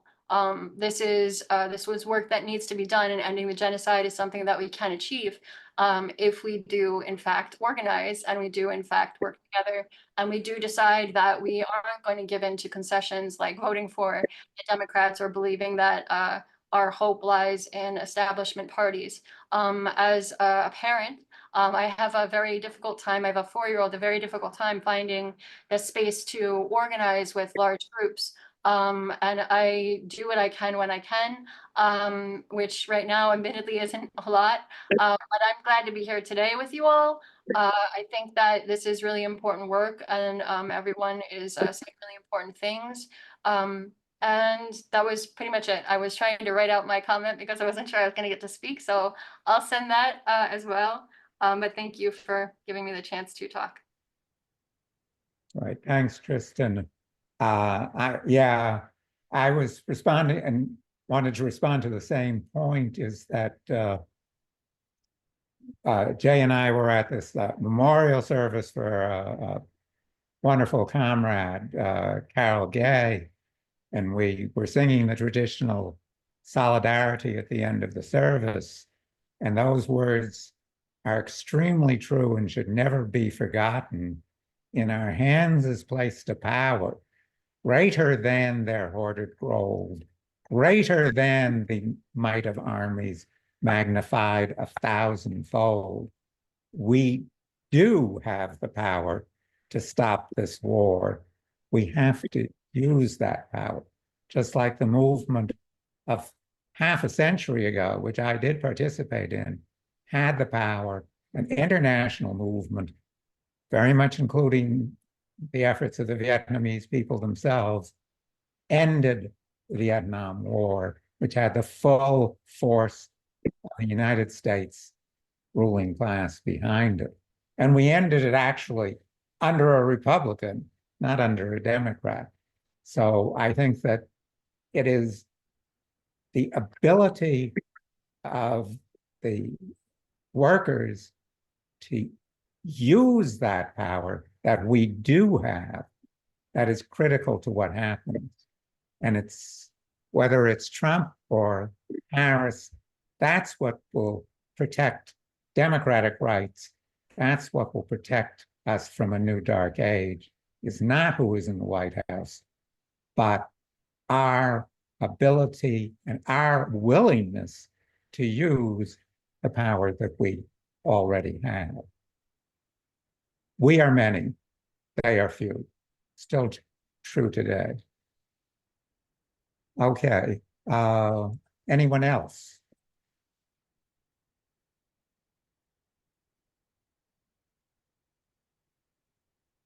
Sudip has his hand up. Sudip, did you want to say more, or did you just have your hand up? No, I just saw a question in the chat that might be relevant. I think Go Steve ahead. was asking. Yeah, so I just want to read this. Steve is asking about DSA member. Oh, shoot, it went up. But basically, DSA, why stay in an organization as fundamentally allied with the Democratic Party? Steve from Firebrand asks. Yeah, I mean, there's a lot of so again, I'm not I don't represent all of DSA. It's a very big org, actually. So there's like a lot of different chapters and caucuses. I'm with Red Star. It's a little bit more Marxist, maybe. Well, every DSA caucus says that, but I believe it. But we're more anti-US imperialism, particularly. And a lot of our statements, you can read them on the Zenith online. Pretty much we've kind of been in disagreement with AOC. We've been in disagreement with the DSA and how it's kind of conducted itself at times. But also, to be really fair, there are a ton of members in DSA, and there's also a lot of people in DSA who also feel a bit lost even within the organization. So that's one of the reasons why I'm still in it. I have a lot of frustrations too, but it's like being part of my own union. I am part of the, one of the AFT branches, and as someone mentioned, that AFT is not one of the unions so far that have been really great on Palestine. So, but I'm still in it for a lot of reasons. One of which is it still provides me protection as a union person, and there's that immediate need that I have. But also for me to kind of disengage would be kind of counterproductive, because that would mean disengaging from having access or being around people who might feel the same way as I do. So yeah, I kind of hear you, Steve, though, to be really honest with you. And, but I think just logistically wise, it makes a lot of sense for some of us to still be in the DSA in various capacities. So I just wanted to say that. And I just also wanted to go off of what Eric is saying, and kind of what I wrote that down earlier. I was going to also mention that there have been very big victories that the left has had historically. The defeat of the US war machine by the Vietnamese is one of those examples. Literally the whole anti-colonial wave that struck the world from the 40s, 50s, 60s, 70s is something that we can't necessarily diminish. So it might seem like we're in a pattern here. And I feel like, of course, with the scenario with Palestine, it's reached a really bad peak, but it's also mindful to keep in check where we've been and how those folks have won. So just another thing of just historical context and just keeping ourselves kind of together and sane and positive as much as we can be, given the actual horrors that are taking place in the world. So I just wanted to add that too. I'd just like to intervene for a second. I'm Mike from New Orleans. I've got to get going very soon, so I don't know if there's any questions that you'd like to address to me, but I'm thinking of leaving in a few minutes. I'm already over time. All right? Right. Let's wrap it up. We're pretty much going to wind up pretty soon. But let me again emphasize, we're activists. We want actions to come out of this. Now, of course, people have posted, Steve and others have posted actions that have already been called. I mean, can we get an endorsement on those? I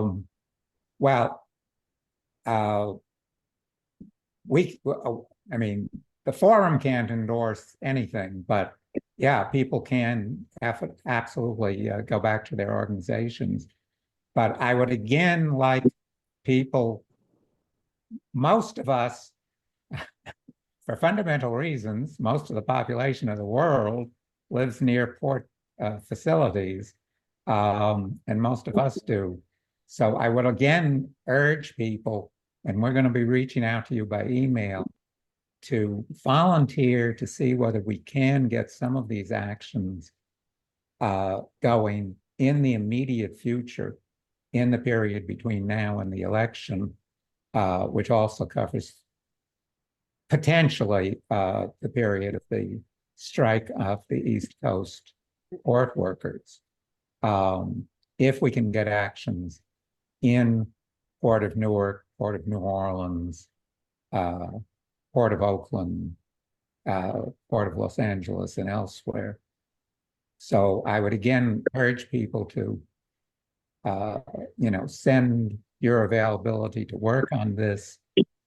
I'd like to find out whether the Green Party could participate in some action that we could have, some forum that we could have in Manhattan, which would require people on the ground there. So that's basically it. Anything else before we close? Well, I was going to Steve, you wanted to say something again. A statement calling for such action at ports in solidarity with the ILA strikers. A national statement. We support if there's a strike, we support the dock workers, and calling for, action to stop, the genocide by stopping military cargo, a national statement. And Sudip, I wanted to respond to your thoughts about the just AFT. to clarify, We're for working in the AFT and in other unions. We are working in the unions, but we were for a struggle against the bureaucracy of the AFT and most unions, which prevent the unions taking any direct action in solidarity with Palestinians. That's our, I want to clarify that. So just to clarify, your proposal, which if I understand it seems like a good idea, the idea of drafting a national call to basically student worker solidarity at the ports to stop shipments of arms to Israel, and linking back to support of the port workers' own demands. Yes. Well, I think that that's a good idea. I'd certainly be willing to work with you on that for a call that we could get endorsements for. Anybody else want to work on such a statement? Steve, are you volunteering to write a first draft? I'm going to work with you on a draft. Yeah, I mean, it's a well, why United Front. United if Front. You could write the first draft, and I and anybody else want to work on that committee? Jay? Yeah, I'll help Oh, it. Mike- I'll help out. I'll help. Mike Howells wants to as well. So we got 4 people. Right. Okay. Right. Good idea. Okay. We got 3 coasts And, represented, Gulf, West, East. yeah. So we're there. And we'll send that, obviously, we'll send that around. I'm sorry, Jay, you go ahead. No. I didn't say. I just said we've got 3 coasts represented. Go ahead. Right. in the committee. Yeah, and obviously we'll send our effort around to everybody and our bigger lists to seek organizational and individual endorsements before we try and circulate it as widely as possible. Okay, anything else? Can I just quickly plug the Vote No campaign? I know I wrote it on the chat. I just want to. Right. And on the chat, why don't we just okay. So what you posted in the chat was, the chat is not available to us after we close this, is it? Not sure. I can just read what I wrote down. Just Yeah, read it. if people are interested, they can follow us on Instagram and Twitter with the name or not a hashtag, but for Instagram, it's no votes with the number 4. So no votes for genocide. That's both on Instagram and Twitter. And then we also have a website, no votes, and now the word for is spelled FOR. So it's no votes, FOR, genocide.org. And we'd be really, really happy for folks to join us there and to, yeah, help us try to end this really brutal genocide and build the next steps for something more. Well, it'd be good if people take a minute that we can download all the links in the. Okay, Yeah. that's a great idea. Why don't, There's a couple of PDFs that someone put up that we can't, that don't go to a linked site. oh, you know what I think we can do, Jay? I think we can just, because Save the chat. we as hosts will get this chat. Yeah. So we could just copy paste and send it out to everybody as a document. Right.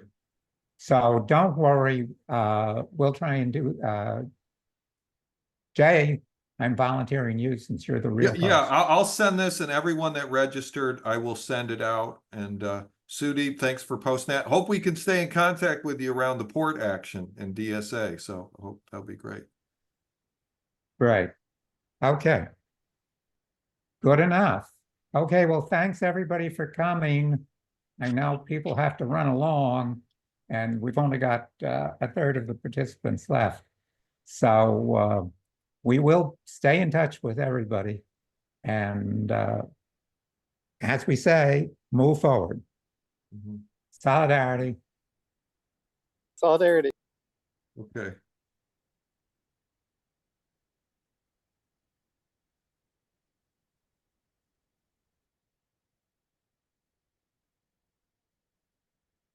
So Eric, you.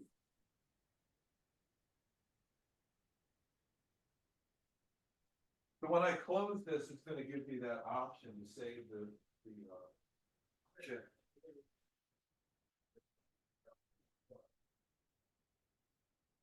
You're gonna go to recordings and download Okay, let's everything, and it will download 3 documents, which will be the video, the transcript, and the chat.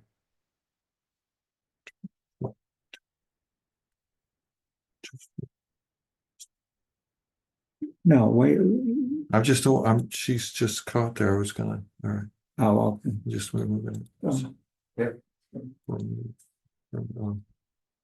Okay, so it's gonna be. That's not something that's time urgent. Okay, so I'm gonna end it. Yeah, you gotta end it. Yeah, yeah. Okay, end meeting for all.